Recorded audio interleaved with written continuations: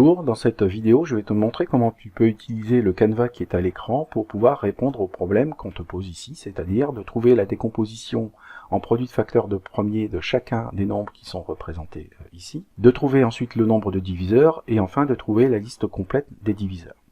Donc voici comment faire par exemple pour 180. Donc je copie déjà le nombre 180 avec ses cercles de facteurs premiers. Donc je vais m'aider de ces cercles de facteurs premiers pour pouvoir déterminer la décomposition en produit de facteurs premiers. Donc déjà 180 sera divisible par 2. Donc ça va nous donner 2 fois 90. Il sera encore divisible par 2. Donc ici j'ai une multiplication déjà 2 fois 2, il sera donc aussi divisible par 4. Il sera divisible par 3. Donc j'aurai fois 3. Une deuxième fois par 3. Et enfin par 5. Voilà, donc là j'ai la décomposition de 180 en un produit de facteurs premiers. Je peux donc maintenant trouver le nombre de ces diviseurs. Donc le nombre des diviseurs est égal au produit des puissances de chacun des facteurs premiers augmenté de 1. Donc la puissance de 2 ici c'est 2 au carré, donc augmenté de 1 ce qui nous fait 3. Donc ici j'écris le 3. Ensuite on va multiplier ça par donc 3 au carré exposant C2, on augmente de 1, ce qui nous fait 3. Donc il y aura également 3 facteurs ici. 2, 3 puissance 0, 3 puissance 1, 3 puissance 2. Et puis enfin, au niveau du facteur 5, facteur premier 5, et bien là, on a 5 puissance 1. L'exposant c'est 1, 1 plus 1, ce qui nous fait 2. On aura donc deux facteurs avec des puissances de 5, c'est-à-dire 5 exposant 0 et 5 exposant 1. Donc si je multiplie tout ceci, je vais m'apercevoir que ici j'aurai donc 18 diviseurs. Voilà, donc il me reste à trouver maintenant la liste de tous ces diviseurs. Alors on va s'organiser sous forme de tableau pour pouvoir les représenter. Donc ici je vais donc prendre 3 facteurs égaux à 2. Donc il y aura 2 puissance 0, je vais copier donc ici. Nous aurons également 2 puissance 1 et 2 puissance 2. Comme nous aurons 18 diviseurs au total, donc on a déjà ici 3 colonnes, donc il nous faudra 6 lignes. Donc on va tracer ici un tableau avec 6 lignes. Donc pour cela on va prendre l'outil ici de règle, et on va donc tracer une ligne comme ceci, horizontale. Et je vais faire ça tous les 3 carreaux. On va tracer également les lignes verticales du tableau. Voilà, donc le tableau est terminé. Alors on va ensuite organiser les combinaisons avec les facteurs premiers restants. Donc ici le nombre 3. Nous allons avoir donc sous la puissance 3 exposant 0. Qu'on va donc multiplier par le nombre 5, lui aussi à l'exposant 0. Voilà pour une première combinaison. Ensuite on aura toujours le nombre 3 à exposant 0. Qui sera multiplié par le 5 exposant 1. Voilà, déjà une combinaison possible. Ensuite, on va recommencer donc avec les puissances de 5, qui vont être cette fois-ci multipliées par 3 puissance 1. Je vais aller chercher donc et copier ici en haut de l'écran. Donc je vais en mettre un ici. Et recopier pour en mettre un ici. Voilà, maintenant que j'ai dessiné mon tableau, j'ai peut-être plus besoin du quadrillage.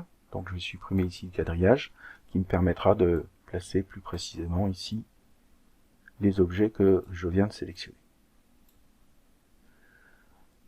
Alors en fait, je m'aperçois qu'il me manquera une ligne dans ce tableau, donc je vais remettre la grille que j'avais mise tout à l'heure.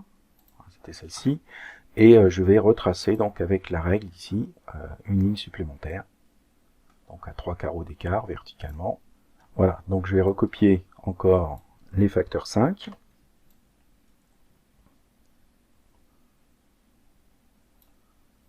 Je vais mettre ici. Et donc au niveau du 3, eh bien, comme on a 3 au carré, eh bien, je vais aller chercher le 3 au carré ici, et je vais le descendre dans mon tableau. Donc 3 au carré sera multiplié par 5 exposant 0, et 3 au carré sera multiplié également par 5 exposant 1. je n'ai plus besoin de mon quadrillage. Je vais pouvoir comme ça aligner les éléments sans être obligé de les coller sur le quadrillage.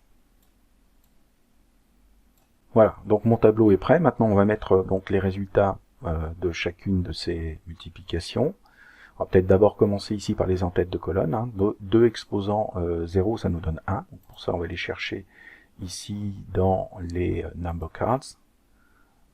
Donc le nombre 1. Voilà, on va le mettre en noir. On va également ici mettre le nombre 1, puisque 2 exposant 0, ça nous fait 1. Ensuite, 2 exposant 1 nous fait 2. Donc on va mettre le nombre 2. 2 exposant 2 nous fait 4. Sur chacune des lignes ici, donc 3 exposant 0, c'est-à-dire 1 multiplié par 5 exposant 1, c'est-à-dire multiplié par 5, ça nous fait 5. Ici, on aura 3 exposant 1 qui fait 3, 5 exposant 0 qui fait 1, donc on aura 3 fois 1, 3. Ici, 3 exposant 1 donne 3 et 5 exposant 1 donne 5. 3 fois 5, ça nous fait 15. Donc là, on va créer la carte 15 puisqu'elle n'existe pas dans la liste. Et puis pour les deux dernières lignes, 3 au carré, ce qui nous fait 3 fois 3, c'est-à-dire 9, multiplié par 5 exposant 0, ce qui donne 1, donc 9 fois 1, ce qui nous donne 9. Et ensuite, on aura 9 fois 5, ce qui nous donne 45. La carte 45 n'existe pas, je la crée ici. Voilà, donc ici, toutes les cartes qui sont là, on va les mettre en noir. Donc je vais sélectionner avec la touche Shift du clavier. On l'a maintenant enfoncé pour sélectionner chacune des cartes bleues ici, pour en changer la couleur en noir. Voilà. Maintenant, il me reste à effectuer le produit des nombres en noir. Donc, je constate déjà ici que cette liste-là, je vais pouvoir la recopier et la coller à côté. Pourquoi? Parce que tous ces nombres-là sont multipliés par 1 ici, en colonne.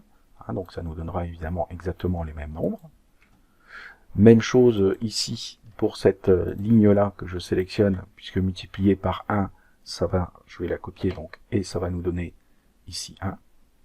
2 et 4, hein, les mêmes nombres qui sont là. Et puis enfin, pour passer de la première colonne à la deuxième colonne ici, comme j'augmente la puissance de 2 de une unité sur l'exposant, eh bien, ça signifie que je multiplie par 2 à chaque fois. Donc je vais doubler.